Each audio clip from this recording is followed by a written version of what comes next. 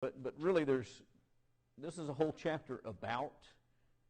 It's a series of about 3 chapters that are regulating the use of spiritual gifts in the church at Corinth. At the time, they were abusing these gifts. There's some conversation about the gift of tongues within chapter 14. I want to hit those highlights if I can. Chapter 14 and verse 2, "For one who speaks in a tongue speaks not to men but to God, for no one understands him, but he utters mysteries in the Spirit." He's talking there about in the context of this local church in Corinth, because they all spoke the same language. And so if someone was speaking another language amongst them, they didn't understand anything. God was the only one that understood what was being said. On the other hand, he says, "One who prophesies speaks to people for their upbuilding and encouragement in consolation." And that is an important conversation, because in Corinth, like in many places today, people took a lot of pride and glory in the fact that they spoke in tongues. And he's basically explaining to them that tongues are not for this setting, that's not why God has brought them to bear. Verse 4, "The one who speaks in a tongue builds up himself, but the one who prophesies builds up the church." That's what was going on in Corinth. Verse 6, "If I come to you speaking in tongues, how will I benefit you unless I bring you some revelation or knowledge or prophecy or teaching? Unless you can learn from it, what good is the speaking? If even lifeless instruments, such as the flute or the harp, do not give distinct notes, how will anyone know what is played?" If you can't distinguish one note from another, then you have nothing. You don't have music. "If the bugle gives an indistinct sound," bugles were used for much the same way that they're used in military settings today, to convey information, to tell people when it was time to wake up, to tell people when it was time to go to sleep, to tell people when it was time to go to battle, to tell people when it was time to retreat. "If the bugle gives an indistinct sound, who will get ready for battle? So with yourselves, if with your tongue you utter speech that is not intelligible, how will anyone know what is said? For you'll be speaking into the air." And so you guys are fighting for this and glorying in this, but no one is benefiting from it. "There are doubtless many different languages in the world, and none is without meaning. But if I do not know the meaning of the language," this is verses 10 and 11, "I will be a foreigner to the speaker, and the speaker a foreigner to me."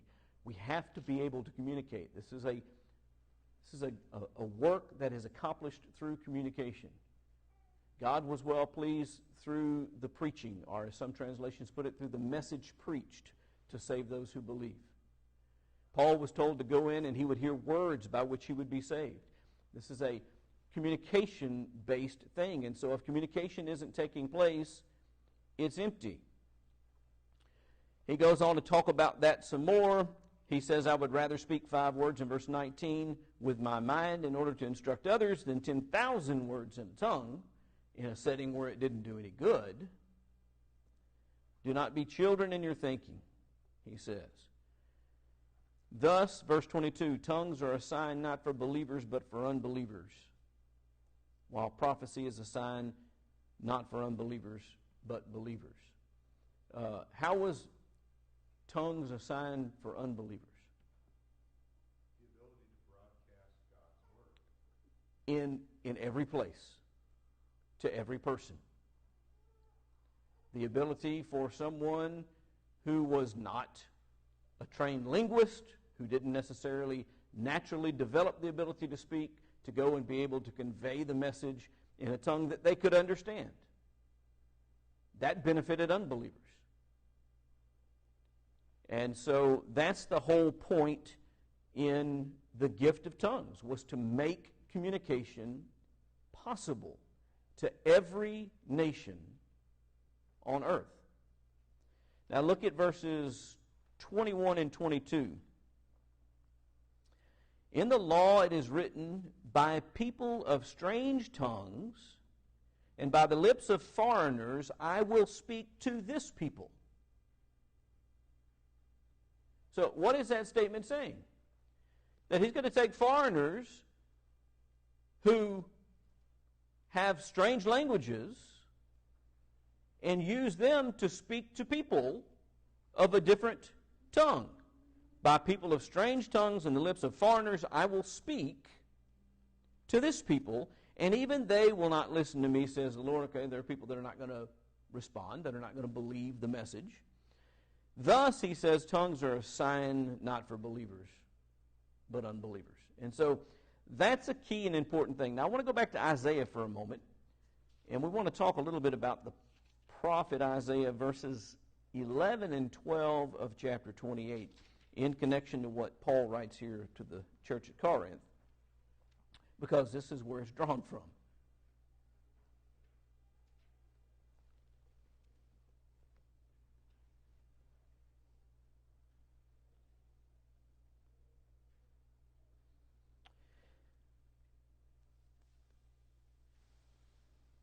For, this is chapter 28, verse 11, for by people of strange lips and with a foreign tongue the Lord will speak to this people. That's the exact quote that Paul used, to whom he has said, this is rest, give rest to the weary, and this is repose, yet they would not hear. And so this was a message that was sent out to give rest to the weary. What was Jesus' invitation?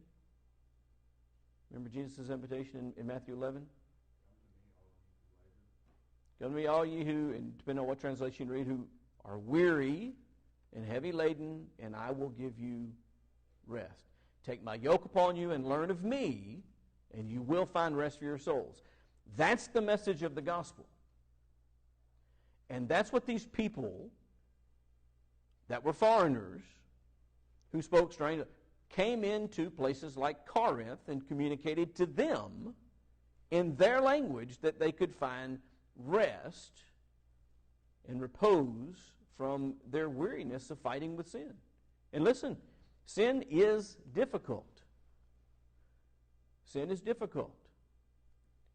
I was scanning through the news this weekend, and an article came up in this big news collection site that I was looking at about a particular actor. It doesn't matter who it was. If you really, really, really want to know, I'll tell you after class. But this particular actor, who is extremely well known, who is extremely popular, who's extremely rich, who was kicked out of a restaurant bar in Las Vegas, and the people who initially interacted with him actually thought he was a homeless guy. He was so poorly dressed and completely unkempt and not clean and didn't have any shoes on, and he was drunk. It was the middle of the day, by the way. They finally realized who they were dealing with. They escorted him out. But you would look at him on the surface with his fame and his fortune and all the things that he has at his disposal and think, well, this guy has got to have the life. That's the life I want. He's got all of these cars and all of these houses and all of these people, and clearly he's miserable.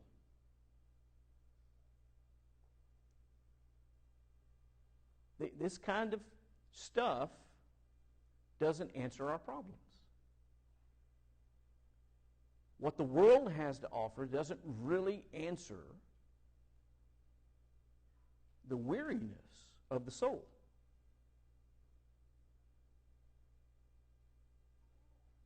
But the message of the gospel does. It addresses the weariness of the soul. Come and you will have rest for your soul.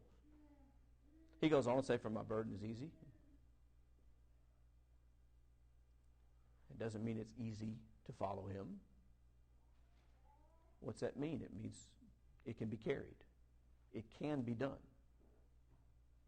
And so we need to think about that. What God was doing through the gift of tongues in the New Testament was accomplishing the exact opposite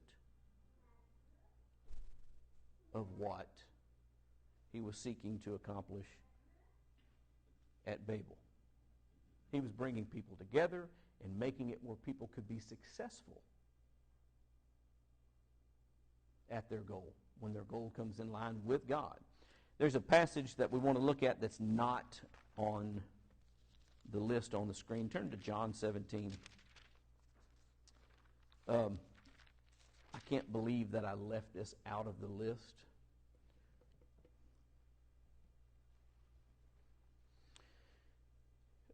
Highlights.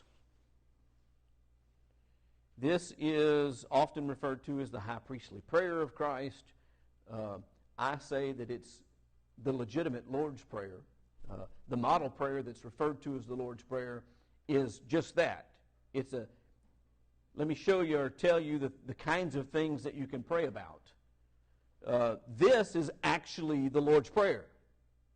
The concerns that he had, the expression that he desired to make. And so he begins to pray. He lifted up his eyes to heaven. He said, Father, the hour has come. Glorify your Son, that the Son may glorify you. And so his crucifixion was at hand, and he wanted only to glorify God. And so the time's here. Let's make this happen so that I can glorify you. And then he goes on to express many things. I glorified you on earth, having accomplished the work that you gave me to do, he says in verse 4. Now, Father, glorify me in your own presence with the glory that I had with you before the world existed. So I've accomplished my purposes here. Now it's time for me to go back to heaven. So I'm going to retake my place on the throne as king. Now, he talks, well, let's hit verse 8. I have given them the words that you gave me.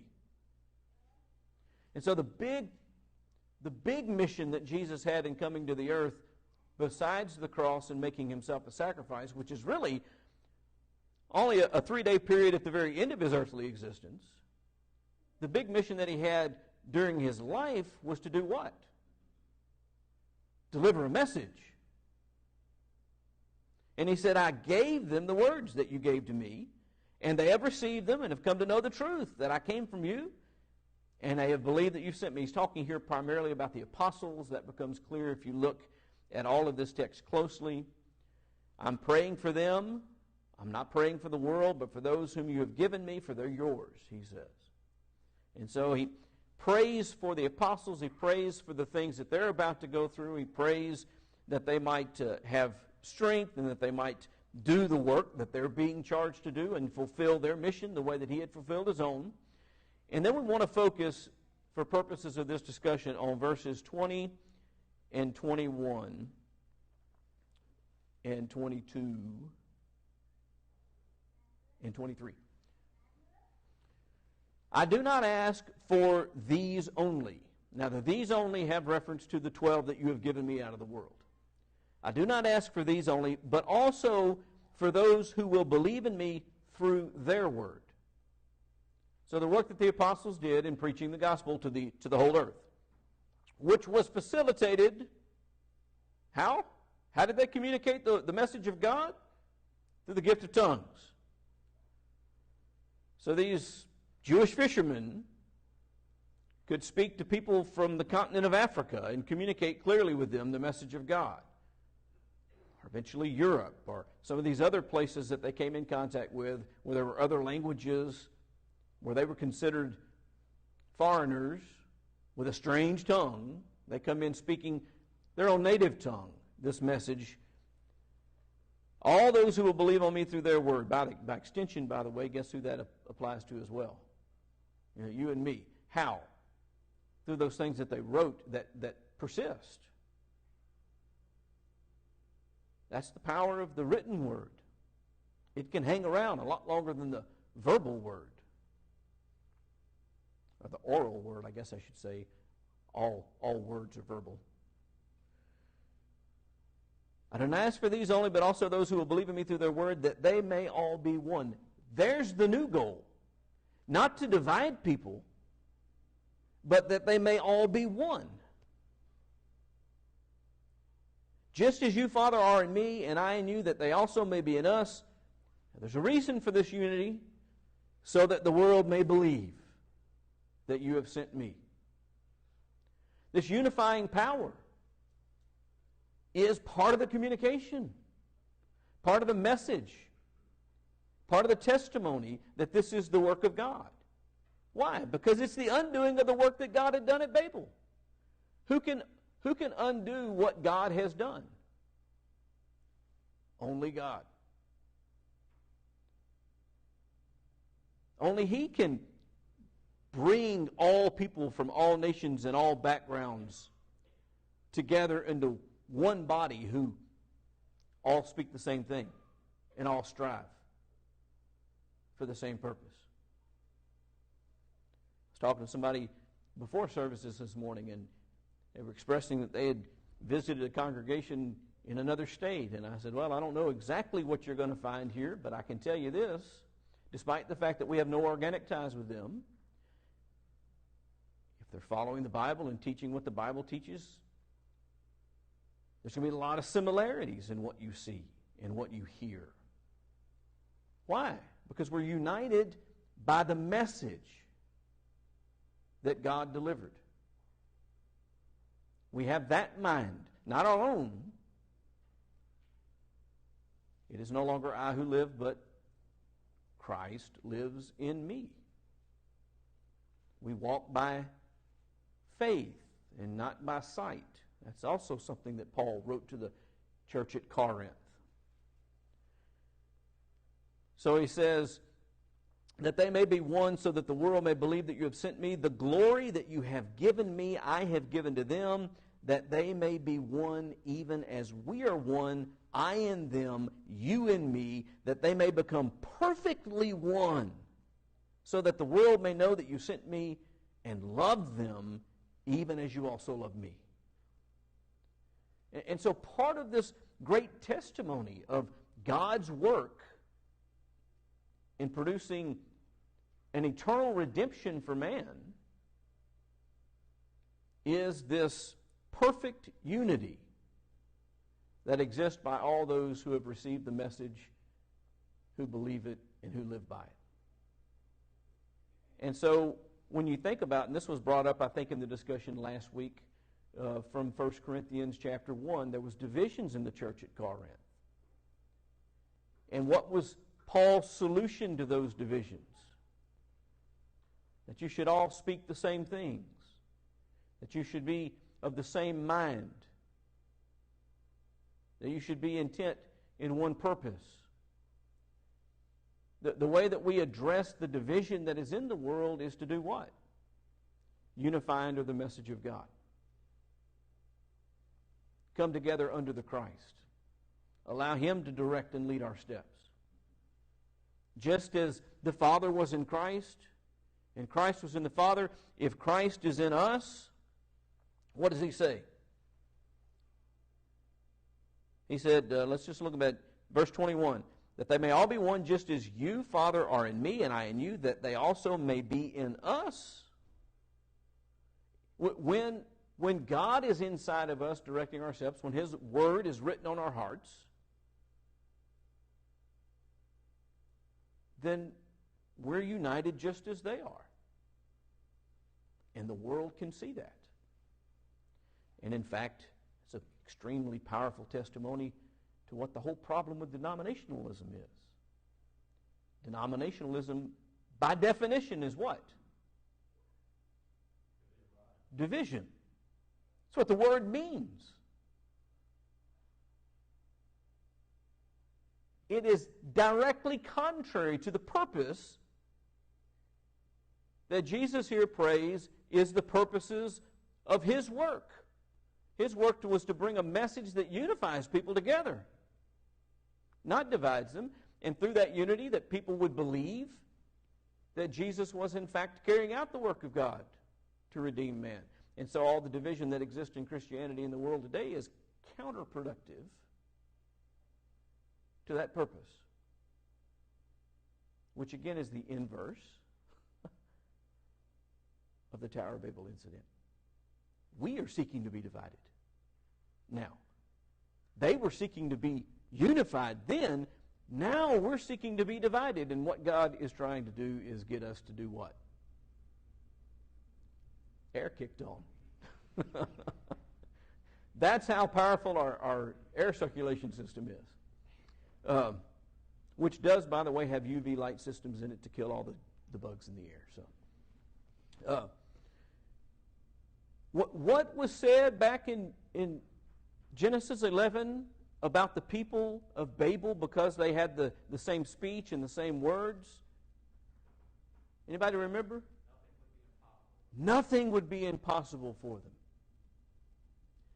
If we unite with God under His message and we walk together, nothing will be impossible.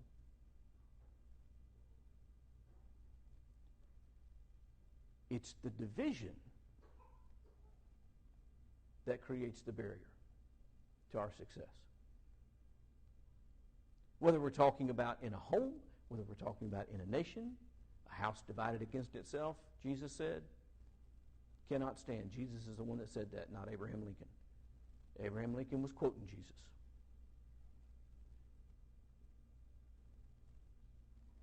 Local churches, that's Paul's application in 1 Corinthians. You ought not be divided. They were dividing themselves under who taught them and who baptized them. You remember that? I am of Apollos, and I am of Cephas, and I am of Paul. And he said, Did Peter die for you? Did I die for you? No. We're of Christ. We're all of Christ. And there should be no divisions among us. But we should be of the same mind and the same judgment. I got a whole lesson on that. Being of the same mind and the same judgment. How that is an ongoing, never-ending, stressful job. If you've got more than two people, you have work to do to accomplish being of the same mind and the same judgment. In fact, more often than not, if you got one person, you got work to do. We argue with ourselves from time to time. Don't think you do? You ever found yourself doing something because you wanted to do it, and then after you do it, go, I wanted to do that. That's you disagreeing with yourself.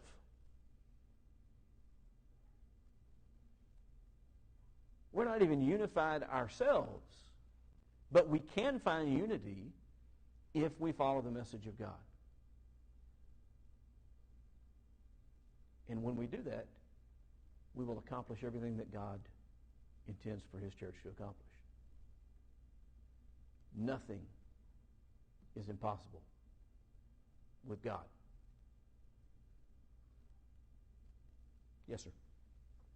Don't you find it a bit ironic, though, that in that first century, they became so cohesive, no one wanted to leave Jerusalem and go back and spread the word? I find it ironic that one of the ways that the word began to spread was the persecution of the church, which forced people to leave Jerusalem and eventually brought them back, apparently, to their many nations where they came from. And when they went back, what did they bring with them? The message that they had learned. And that's the interesting thing. We think that some terrible persecution arising against the church would be a hindrance to it accomplishing its work. What we find out is that it did exactly what God intended it to do. And I think therein lies the real shadow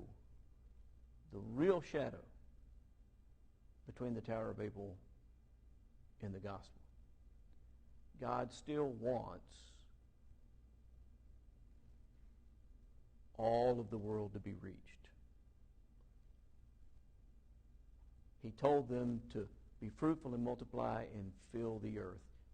Physically at that point, as a shadow of what He wanted to happen spiritually. And so the message is to go out into all the world. What's the Great Commission? Go into all the world and preach the gospel. He wants His message to all peoples. All right, Revelation 7.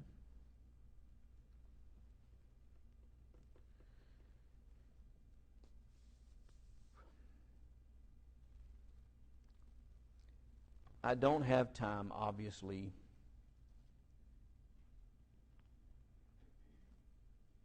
in the few minutes of this class that I have left to teach the entire book of Revelation.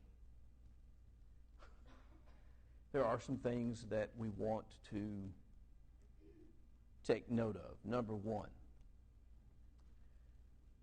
from its very inception, the book tells us that it is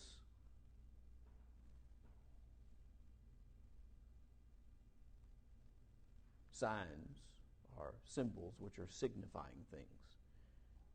So much of this language is not to be taken as literal descriptions, but instead they are figurative descriptions of something that is very literal. Just because something is figurative does not mean it's not real. Just because something is figurative doesn't mean it's not literal. Just because something is figurative doesn't mean it doesn't apply an effect. It means something that can't be seen or understood is being explained in some way that helps us understand a little bit more about it. I believe and am convinced that in chapter 7 and in much of the book of Revelation, what is being described is the church and its work. There are a lot of people who talk about this as things yet long in the future, as I'm not convinced that that's what's going to happen. I think every battle that's described here is a physical description, a very pictorial, almost. I mean, we use the same thing in our movies all the time. These fantasy movies that we create are created from the same type of language and imagery that is used here to convey the message. Those fantasy books are not really about mythical creatures and mythical wars. There are principles, ideals, and values that the author has that they're trying to convey. And they're doing it through that language to attract your concentration and attention. C.S. Lewis was a master at carrying certain biblical concepts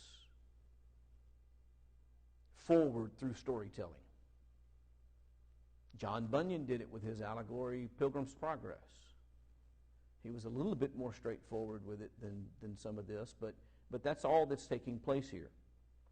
Don't get caught up in the 144,000. It just represents a full number.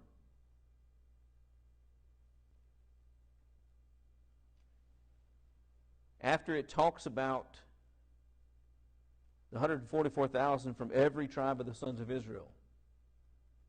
By the way, how did the gospel move through the world? How was the church born and formed? It was preached first in Jerusalem and then throughout Judea and Samaria and then to the uttermost parts of the world. How was the church formed? With Jews in Jerusalem, with other Jews throughout the region of Jerusalem.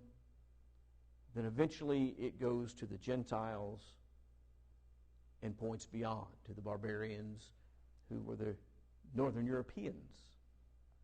Eventually it gets carried to them through Rome, of all things, which had got its beginning by persecuting the church and crucifying the Lord, and yet they're the ones that end up carrying the message into the uttermost parts of the world.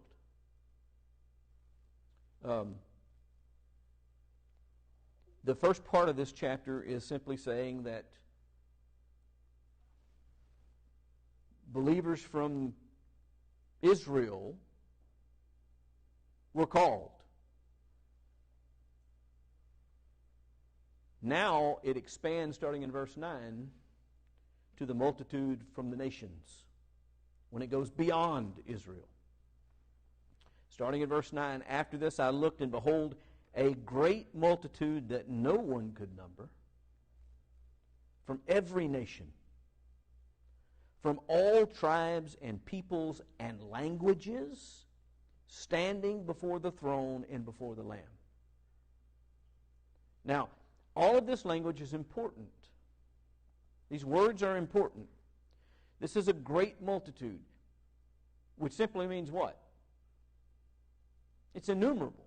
There's not a set fixed number. It's anyone who will come. Anyone who will respond. Anyone who will stand before the throne and accept the rule and authority of God can be numbered with the people from every nation, from all tribes. What's the difference between a nation and a tribe? Nations are made up of tribes. Nationality has to do with cohesion we're going to do this the easy way. In the United States, we have Texans and Louisianians and Ohioans and Arkansans, but they get mad when you say Kansas. So there's some debate about whether they're Arkansans or they're something else. We have all of these different, but we're all Americans. And so this national governmental structure. In some places, those local areas are not identified through state association, but through tribal association. A tribe is a group of people who hold things in common and who live together. We talk about Indian tribes, although we can't say Indian anymore. This is getting too hard to speak the English language with all this politically correct stuff. Native American tribes. Peoples, plural. Why peoples, plural? Because we're not talking about people in the plural sense of all individuals, but we're talking about identifiable groups among peoples. We could talk about what the popularly referred to as races in our language. We identify with people who look like us and who speak like us. And we tend to identify, and we have these peoples and those peoples, and that's what brings us to use words like us and them. When in fact we're all people, and we're all the offspring of God, and we all came from the same family, but they're still us and them because we identify as various peoples. And by the way, that can get ridiculous. I don't remember how many peoples that even the U.S. Census breaks down us into now, but it's a bunch. Languages. Not everyone speaks the same language.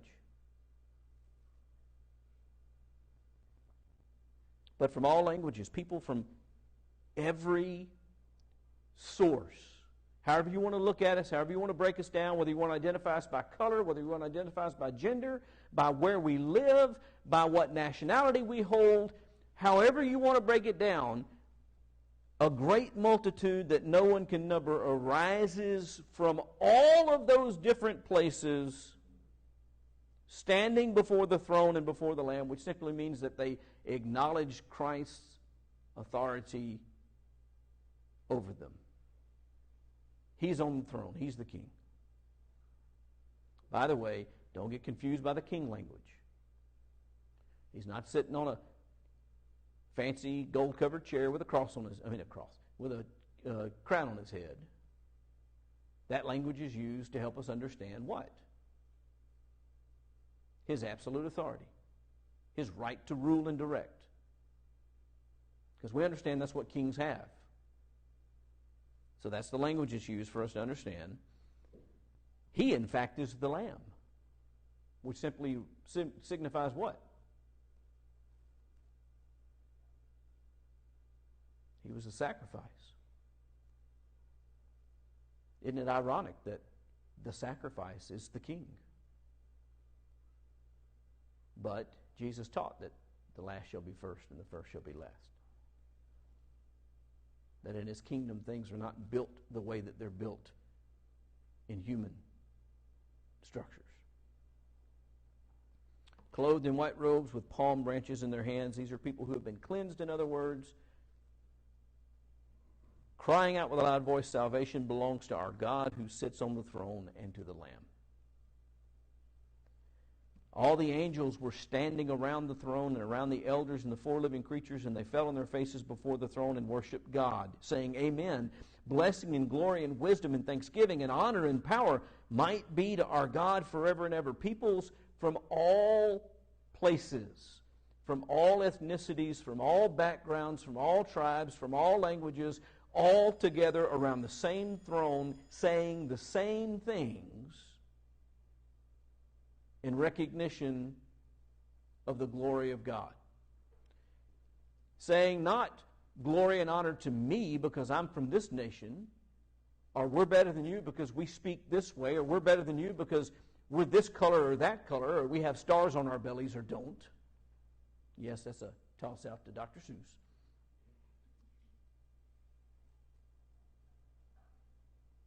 Not seeking glory for ourselves, but all of us together around the throne offering glory to God. Blessing and glory and wisdom and thanksgiving and honor and power and might be on God forever and ever. Then one of the elders addressed me saying, Who are these clothed in white robes, and from where have they come from? This is what's called a pedagogical question. It's intended to teach more than it's intended to be answered. I said to him, Sir, you know. He said to me, These are the ones coming out of the great tribulation. They've washed their robes, made them white in the blood of the Lamb. Very quickly, I'm going to read verses 15 through 17. Therefore they are before the throne of God and serve him day and night in his temple. He who sits on the throne will shelter them with his presence. They shall hunger no more, neither thirst any more. The sun shall not strike them, nor any scorching heat. For the Lamb in the midst of the throne will be their shepherd, and he will guide them to springs of living water, and God will wipe away every tear from their eyes. This is not talking about the future. This is talking about what we have in Christ, in his church, today.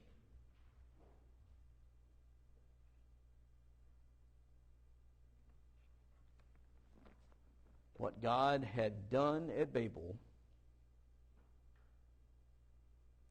he's undoing in the church. He's bringing us to the thing that is worth rallying around and staying at. Not some great city that we can build, but the city that he built.